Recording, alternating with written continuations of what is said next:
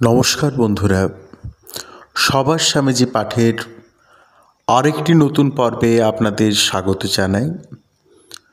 সবার স্বামীজি গ্রন্থে আমরা স্বামী বিবেকানন্দের নানান ঘটনার কথা পাঠ করছি, যে ঘটনাগুলো আমাদের জীবনে চলার পথে অনেকখানি সাহায্য করবে। স্বামীজির জীবনে স্মরণীয় ঘটনা। এর আগের পর্ব দুটোতে আমরা পেয়েছিলাম স্বামী বিবেকানন্দের মা ভুবনেশ্বরী দেবী, তিনি কিভাবে তাঁর ছেলেকে মানুষ করেছেন। আজকের পাঠে আমরা দেখব বাবা বিশ্বনাথ দত্ত, তিনি কিভাবে প্রভাব ফেলছেন ছেলের মনে। শুরু করছি আজকের পাঠ। নমশ্রী যতিরাজায় বিবেকানন্দ সুরায়ে সচ্চিদ সুখ স্বরূপায় স্বামিনে তাপহারিণে। নরেন্দ্রনাথের বাবা বিশ্বনাথ দত্ত মুক্তহস্তে দান করতেন। তার মধ্যম পুত্র মহেন্দ্রনাথ দত্ত লিখেছেন, গরিব দুঃখীকে দান করা তাহার যেন একটা ব্যামোর মতো ছিল। পাড়ায় তার নাম হয়েছিল দাতা বিশ্বনাথ। কারো অর্থকষ্ট দেখলে তিনি নিজেকে সামলাতে পারতেন না। দূর সম্পর্কের অনেক ছাত্র তার বাড়িতে থেকে তাঁরই খরচে পড়াশোনা করত। পাড়া প্রতিবেশী কেউ অভাবে পড়লে তিনি জানতে পারলেই তাকে সাহায্য করতেন। এ ব্যাপারে তিনি ছিলেন সম্পূর্ণ বেহিসেবি।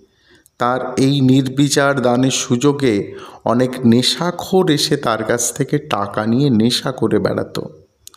একদিন নরেন্দ্রনাথ বিশ্বনাথবাবুর দানের এই রকম অপব্যবহারের কথা তার কানে তুললে বিশ্বনাথবাবু তাকে বলেছিলেন, জীবনটা যে কত দুঃখের তা তুই এখন কি বুঝবি। যখন বুঝতে পারবি তখন এ দুঃখের হাত থেকে ক্ষণিক নিস্তার লাভের জন্য যারা নেশা ভাঙ করে তাদের পর্যন্ত দয়ার চোখে দেখবি। বাবার এই উপদেশের পূর্ণতর রূপ নরেন্দ্রনাথ দেখেছিলেন শ্রীরামকৃষ্ণের জীবন ও বাণীর মধ্যে। দয়া দৃষ্টি শ্রদ্ধা দৃষ্টিতে পরিণত হয়েছিল, কারণ শ্রীরামকৃষ্ণ তাকে শিখিয়েছিলেন দয়া ও ছোট কথা। মানুষ ঈশ্বরের জীবন্ত রূপ।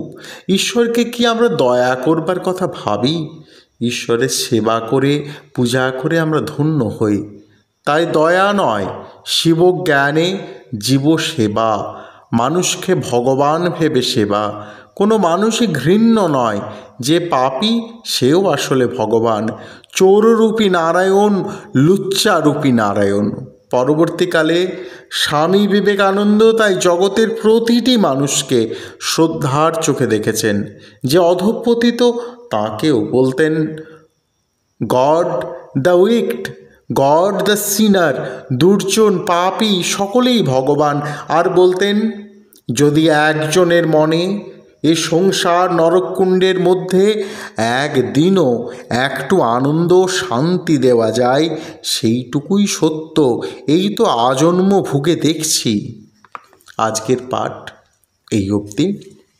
দেখা হবে আবারও নূতন একটি পর্বে। ততক্ষণের জন্য সকলে ভালো থাকবেন। ঠাকুরমা স্বামীজি আপনাদের সবার মঙ্গল করুন।